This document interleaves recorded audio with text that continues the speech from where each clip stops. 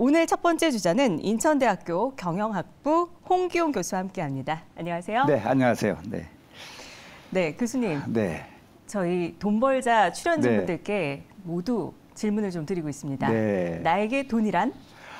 이 남에게 행복을 지금까지 준 누적치다 이렇게 볼 수가 있습니다. 행복을 주지 않으면 절대 돈을 벌 수가 없기 때문에 예, 행복을 주는 테마, 주제 이런 거에 대한 늘 관심 있는 분이 돈을 많이 벌지 않을까 이런 생각을 갖고 있습니다. 누군가에게 행복을 줄 수 있는 것이 바로 돈을 벌게 해주는 것이다 라는 중요한 얘기를 해주셨는데 그렇다면 나는 돈을 좀 벌어봤다? 아니다. 네. 제가 뭐 지금까지 살면서 그래도 근사한 마음적으로도 충족하고 근사한 곳에서 살고 하는 걸 보면 벌었다 이렇게 얘기하지 것 같습니다. 네. 이 경영학과 교수님들 중에 돈을 버신 분들이 꽤 많이 있더라고요. 이 경제 흐름을 잘 읽기 때문이 아닐까 싶은데. 그 많은 버는 분도 있습니다만은 또 의외로 너무 많이 알아서 또 시기나 이런 적절한 규모를 선택하지 못해서 제대로 하지 못한 분들도 있긴 합니다. 그러나 대체적으로는 좀 잘 성공하는 측면이 아니겠나 이렇게 생각은 합니다. 네, 그렇군요. 마지막 질문입니다. 네. 돈 벌기 쉽다? 아니다? 어렵습니다. 네, 남에게 행복을 주는 게 쉽지 않지 않습니까? 그래서 근본적으로는 어려운 바탕에서 찾아야 되지 않겠나 이런 생각을 갖고 있습니다. 네, 정말 남에게 행복을 전해주기 위해서 돈을 번다. 이 마음 자체가 돈을 벌 수 있는 길로 인도해주지 않을까 이런 기대를 해보게 되는데요. 자, 경제 이슈를 짚어보겠습니다. 돈이 되는 이슈. 오늘 삼성이 용인, 화성, 평택 삼각벨트 완성에 대한 의미가 과연 뭘까요? 물론 뭐 20년 동안 300조 원을 투자하겠다고 하는 건데 우리 1년에 국세가 400조뿐이 안 거칩니다.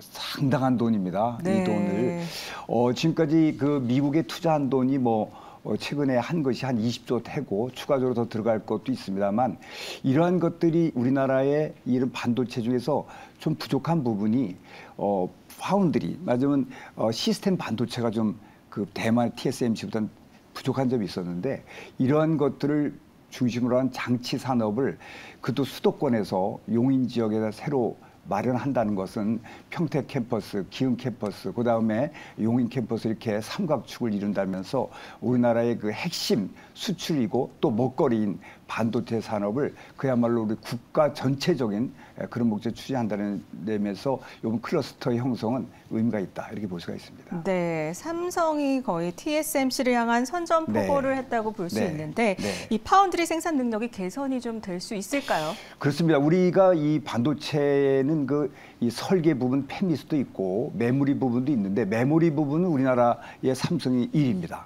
근데 이 다른 데서 주문을 받아서 반도체를 이제 생산해야 됩니다. 자동차도 생산하는 나라, 업체들 쭉 이런 반도체 이 시스템에 들어가는 반도체는 설비를 얼마나 많이 갖고 있냐에 따라서 이게 이제 1위, 2위가 선정이 되는데 그런 측면에서 우리의 그 파운드리, 즉 시스템 반도체 이런 쪽에서는 TSMC 대만보다 열의에 있었던 겁니다. 이거를 장치 산업을 위해서 상당한 투자를 하게 되면 생산 능력이 크게 신장될 것으로 이렇게 볼 수 있습니다. 네.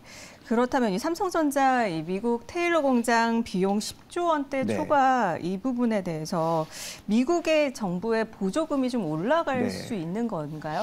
지금 그 미국에다가 우리 이 삼성이 그 오스틴이라든지 테일러에다가 투자를 한 20조 원 하겠다고 해서 아직도 계속 투자하고 있습니다. 내년도 말에 이제 완공을 보려고 목표로 하는데 요새 최근에 상당히 그 공장을 여러 설비 갖추는 거에서 비용이 상당히 늘어났습니다. 인플레이션도 있었고 기자재 등 여러 가지가 이제 늘어났는데 거기에 한 10조 원이 더 들어간다고 합니다. 대략. 그런데 지금 보조금 규정을 보면 설비 투자액의 10 내지 15%를 보조금을 주겠다고 하니까 지금 20조를 해도 우리가 들어오는 게 15조 정도, 한 3조 원대 정도뿐이 우리가 보조 못 받았는데 10조 원 투자를 해도 투자한 거에 비하면 아주 일부분만 보조금의 혜택이 있지 않을까 이렇게 생각하고 있습니다. 네, 보조금은 적다라는 네, 말씀이신데 네. 이 삼성전자 미국 파운드리 공장 투자의 네. 득과 실을 좀 따져봐야 되지 않을까 싶어요. 네, 이게 지금 참 고민이 많은 거는 제가 보기에는 투자가 하기 싫을 정도의 정말로 그런 그 제약이 너무 많아요. 그런데 이 반도체의 그 핵심 원 기술이나 또 기술 이 중국과 미국의 패권에서의 그 기술 통제 이런 것들이 가능한 나라가 미국입니다. 네. 거기에 그 미국의 협조를 하지 아니하고는 우리나라의 반도체가 궁극적으로 장기적으로 경쟁력을 살아가기는 힘든 그런 구조가 있는 거기 때문에 미국의 그 투자를 싫어도 어느 정도는 맞춰줘야 될 필요성도 있는 것이 있기 때문에 네네. 그래서 고민입니다. 아니 투자했다고 일본 보조금을 좀 받는다고 해서 이 초과 이득을 미국에다 갖다 낸다? 그게 쉬운 일이 아니지 않습니까? 그렇죠. 또 중국에 우리가 지금 현재 70조 정도 한국 기업들이 투자하고 있는데 앞으로는 투자하지 말아라? 10년간? 이러한 조건 등은 정말로 우리 이 반도체를 갖고 있는 대만이나 한국이나 다른 반도체도 상당히 부담되는 내용이라서 그야말로 이 돈만 생각하면 보조금 받고 투자하고 싶지 않더라도 미국의 여러 가지 핵심적 주도적인 국가라는 면에서 상당히 고민이 많다 이렇게 볼 수가 있겠습니다. 네, 이 삼성 파운드리 국내외 투자가 과연 우리가 주목하고 싶은 부분은 주가를 올리는 네. 모멘텀이 될 수 있는지 아닌지 이 네. 부분인데요. 이게 오늘 발표한 거는 내년 올해 이런 것이 아니라 근 20년에 대한 계획을 했습니다만 그러나 이 반도체든 다른 업체도 그 기업의 미래의 방향 그리고 미래가 어떤 그 비전이 어떤 것이 갈 거에 따라서 기업 가치가 정해지는 것이거든요. 지금 현재 이 삼성이 이 TSMC보다 파운드리 부분에서 낮고 시장 지배율이 TSMC만 해도 58.5%인데 우리나라는 지금 15.8%로 아주 이 격차가 심해서 네네. 이러한 것들이 앞으로 이 TSMC를 따라갈 수 있다고 하는 그런 것을 글로벌 시장에 이 신호를 준다면 주가에도 상당히 긍정적인 영향을 앞으로 장기적으로 가질 수 있지 않겠냐. 다만 단기적인 여러 가지 지금 영업이익이라든지 분기별 나온 자료에 보면 어려운 점이 있어서 그것이 단기적으로는 영향이 없더라도 중장기적으로는 상당히 도움이 될 것으로 저는 그렇게 보고 있습니다. 네, 단기적으로는 모르겠지만 네. 장기적으로 봤을 때는 그래도 네. 좋은 영향을 줄 수 있다. 그렇습니다. 네. 이번에는요, 이 유럽 얘기를 좀 해볼까 네, 합니다. 네. 유럽 대형은행 크레딧 스위스 네. 주가가 30% 네. 폭락했는데 네. 이 이유 어떻게 보십니까? 네, 지금 공교롭게도 미국의 그 실리콘밸리 그 뱅크가 파산됐고 거기에 따라 이제 정부가 지원해줘서 큰 이제 무리 없이 또 넘어갈 수도 있지만 그 시기에 그 스위스의 거기에 아주 2대 큰 기업, 유럽 전체로 봐도 아주 큰 은행인데 거기가 지금 여러 가지 휘청거리고 주가가 막 빠지고 있습니다. 근데 이게 요새 그 금리 차 이런 문제도 있었긴 합니다만 벌써 2021년부터 크레딧 스위스는 여러 가지 리스크 관리에서의 실패라든지 경영의 효율을 갖고 있지 못하든지 지배 구조라든지 여러 가지가 복합적인 측면이 이제 있어서 상당히 그 어려운 그런 게 있던 것이 요번에 미국의 그 실리콘밸리 뱅크와 관련해서 좀 더 자극을 받지 않았나 싶어서 나왔는데 그러나 영향을 미친 거라고 볼 수 있어요. 받았다고 볼 수 있는 거죠. 네네. 그러다 보니까 주가에도 상당히 부정적인 영향이 있어서 내려갔다고 보이고요. 이런 문제는 다만 미국에서 있던 그 SVC 뱅크하고는 조금 다른 면이 있습니다만 그야말로 위험 신호 중에 하나라고 봅니다. 왜냐하면 갑작스러운 그 금리 상승에 의해서 기존의 분들은 예금을 받아서 미래 투자를 하는 것인데 네네. 그 투자 효율이 떨어지면 은행에 인출 요청을 왔을 때 인출을 해드리지 못하는 상황이 오는 것이거든요. 그런 측면에서 보면 상당히 국제 글로벌 시장에는 상당한 눈을 집중해서 그쵸. 주시해 볼 필요가 있다. 그러니까 우리가 정말 걱정하는 네. 부분은 파산 가능성 네. 부분인데요. 네. 과연 그런 가능성이 있을까요? 지금으로서는 아직은 그 예단할 수는 없습니다만 거기에 투자한 그 주주라든지 그 사우디 이런 데서도 상당히 그 부정적으로 있고 또한 이게 미국도 정부가 나서서 나온 것인데 스위스 정부가 어느 정도의 그것을 관심을 갖고 지원할 거에 따라서는 파산 여부를 결정하는데 은행이 쉽게 파산하는 것은 국가적으로도 어렵기 때문에 그건 예단하기 쉽지는 않습니다만 지금 현재로서는 상당히 부정적인 그런 사인이 오고 있다 이렇게 볼 수가 있습니다. 네, 지금 유럽에서 영향을 SVB 사태로 인해서 받았다라고 볼 수가 있는데 네. 유럽으로 이런 영향들이 스위스뿐만이 아니라 네. 더 번져 나갈 네. 수가 있는지. 그렇습니다. 네. 그게 이제 이 리스크 관리인데 우리 예를 들면은 이자가 막 오를 때 우리나라도 그 이 예금주가 그 불만 있었어요. 아, 대출금 이자율은 갑자기 많이 올렸는데 예금 이자율은 좀 적게 올랐다 하는데 리스크 관리적 측면에서 이 은행은 예금을 받은 거에 대해서 그 당시에는 저금리 시절에 투자한 게 많았거든요.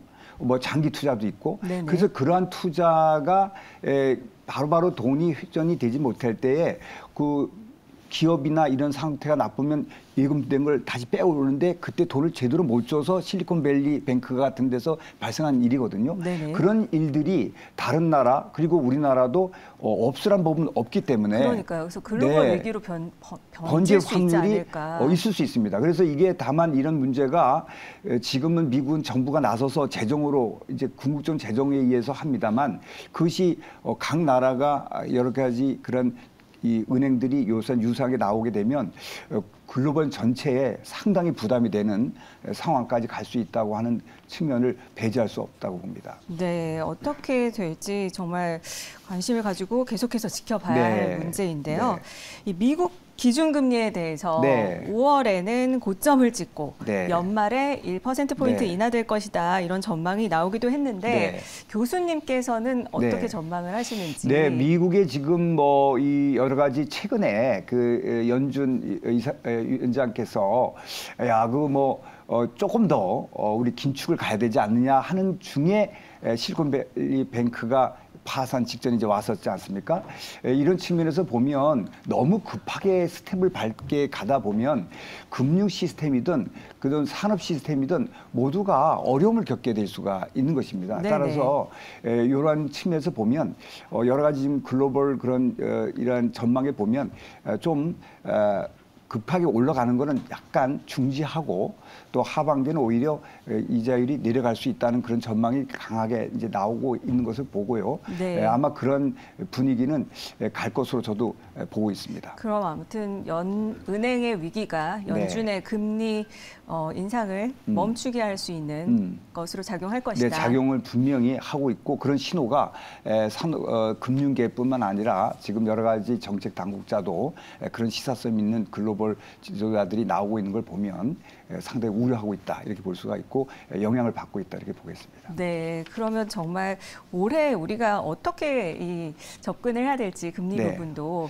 교수님께서 좀 조언을 좀 해주시죠. 네, 우리나라가 지금 뭐 3.5% 기준 금리가 되고 있습니다만 이게 뭐 인플레이션도 중요하긴 합니다만 그 산업이나 그 금융이 또 거기에 대한 그 소비자들이 대처할 수 있는 시간적 여유도 필요합니다. 따라서 그러한 것을 감안해서 너무나 그 부담되지 않는 금리, 금융 정책이 필요하지 않나 이런 생각을 갖고 있습니다. 네, 개인은 어떻게 접근을 하면 좋을까요? 개인들의 입장에서는 지금은 물론 그 현재에 있어서의 투자나 이런 것들이 너무 증폭을 가해서 과도한 투자에 나서거나 또 너무 소극적인 그런 측면을 배제하는 그런 수준에 왔다고 봅니다. 상당히 저점에 왔으나 잠깐 그런 여러 가지를 글로벌 상황을 조금 보면서 해야 될 시점은 아직 있지 않느냐. 아직은 났을 때는 성급한 면이 있기 때문에 좀 더 지켜보면서 다만 이제 저점에서